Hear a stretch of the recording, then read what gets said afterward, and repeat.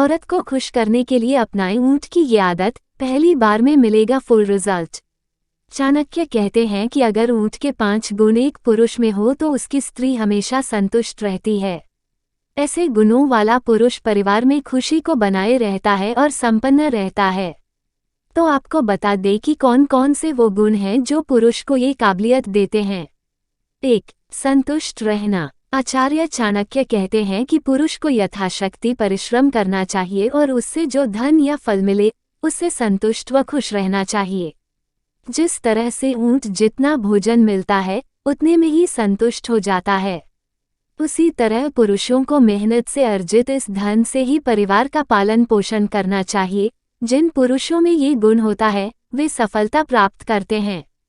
2. वीरता। आचार्य कहते हैं ऊंट निडर और वीर प्राणी होता है। जिस तरह से यह अपने मालिक की रक्षा के लिए अपनी जान तक गंवा सकता है, ठीक उसी तरह पुरुषों को भी वीर होना चाहिए। जरूरत पड़ने पर अपनी पत्नी और परिवार के लिए अपनी जान दांव पर लगाने से भी पीछे नहीं हटना चाहिए।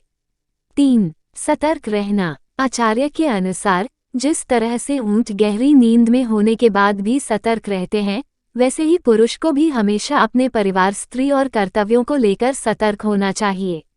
परिवार व खुद कर सुरक्षा के लिए शत्रुओं के सदा सावधान रहे। आप चाहे कितनी भी गहरी नींद में क्यों ना हो, हल्की आहट पर ही जागने का गुण होना चाहिए। ऐसे गुण वाले पुरुष से उनकी पत्नी हमेशा खुश रहती है। 4. संतुष्ट रखना। आचार्य चाणक्य के अनुसार पुरुष का पहला दायित्व है अपनी पत्नी को हर तरह से संतुष्ट रखना। जो पुरुष शारीरिक और मानसिक रूप से अपनी पत्नी को संतुष्ट रखते हैं उनकी पत्नी हमेशा खुश रहती है।